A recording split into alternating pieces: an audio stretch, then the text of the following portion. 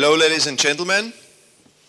It's a great pleasure for me to be here and to be part of the group seeing this nice facility.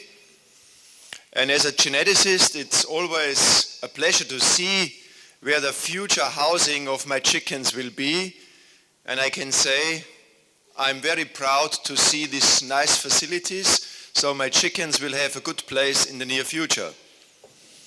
And it's also a pleasure for me to be here and to see the success of Gimranäs. And I think it's always very important, if you breed a chicken, you need somebody who is giving good service and good husbandry to the chickens. Otherwise, you can never realize the genetic potential of the chickens. Before we talk a little bit, or I talk a little bit about chicken breeding and what you can expect from LSL and Lohmann Brown in the future, I want to talk a little bit about the history. And you all should know that when Lohmann started to breed LSL, Sweden was the first country where Lohmann has placed grandparents out of Germany. So in your country, it was the first country where the success story of LSL has started outside of Germany. And I think we can be all proud that LSL is still doing a good job. And you can be confident that I will try to do the best to keep it where it is, or even to improve the performance. So it's now my job to ask you what kind of chicken I should breed for a free-range operation. It's not very important for Sweden, but it's very important for Germany, for the United Kingdom, and for Austria. They have a huge amount of chickens on free-range. Should I breed chickens going out every day, spending outside 5 hours, 6 hours, or 10 hours, and laying only every second day an egg? Or should I breed hens laying every day an egg and going out only every second day? So what should I do? I think we have to find a compromise, because if we want to sell the eggs as free-range eggs, the hens have to go out. That's a little bit about cage-free. But what we are doing at the moment on the LSL is focusing on even better performance.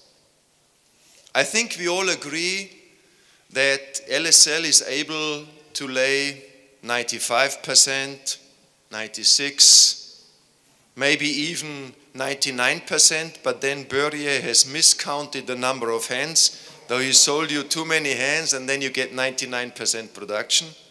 So maybe you have 102 hens in the house, so you get 99 eggs. No. Okay. The hens are able to lay up to 100 or 120 days every day an egg. Then they take off 1 day. They go on for 30 days, 1 day off, 20 days, 1 day off, 10 days, 1 day off, 5 days.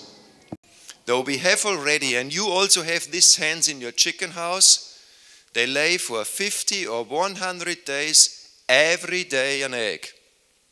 And these very good hens lay the egg at 8 o'clock on Monday, 2 minutes after 8 o'clock on Tuesday, 4 minutes after 8 o'clock. It's really, they need about 24 hours and 1 or 2 or 3 minutes. And when they are coming closer to lunchtime, they stop, they take 1 day off, and they start the next day at 7 o'clock in the morning. Though there is a chance to improve it further, but nevertheless, it's like in real life. You have always some lazy people in between.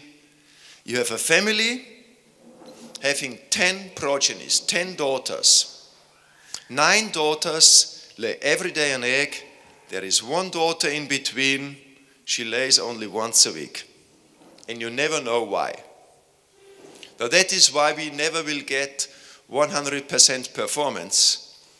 So there is only a small space for further improvement to come to 100%.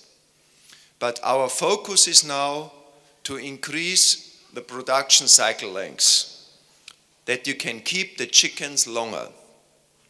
And the limiting factor is not the number of eggs. You all know the limiting factor is the shell quality. I do not want to say any negative things about ladies. So many ladies are looking to my face. But if men getting older, the quality of the man is not as good as he was young. So when the old man has poor shell quality. So the major focus will be that we have to push that chickens are able to keep a good shell quality, and then we can increase production cycle lengths. But if I look to my customers, they don't like this, because if you keep all your chickens longer, they will sell less.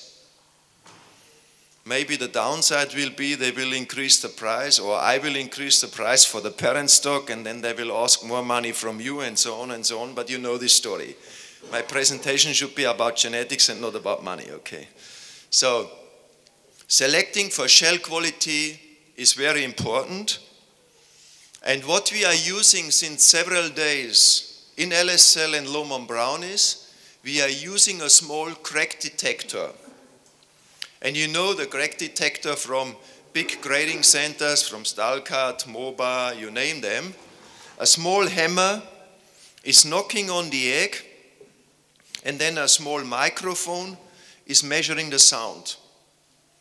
And if you knock 4 times on an egg, bing, bing, bing, and it's always the same, then you know it's an uniform shell. But if 3 times it's the same sound, and the 4th one is significantly different, you can assume there is a crack in the shell. And if you analyze this sound, if it is bing, very long, then you know it's a strong shell. If it is very short, then you know the shell is not very strong and has a high risk of getting breakage. Though in the past we always took an egg, we had a machine, we squeezed the egg or pressed on the egg and measured the force you need to crack it. But this is really not what we need.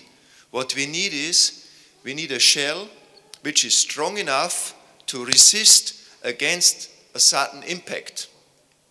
And this crack detector with knocking on the egg is a good device to measure this, and you also using it in a grading center. Though I think there will be in the near future a clear improvement in terms of less seconds, and then you can keep your chickens longer.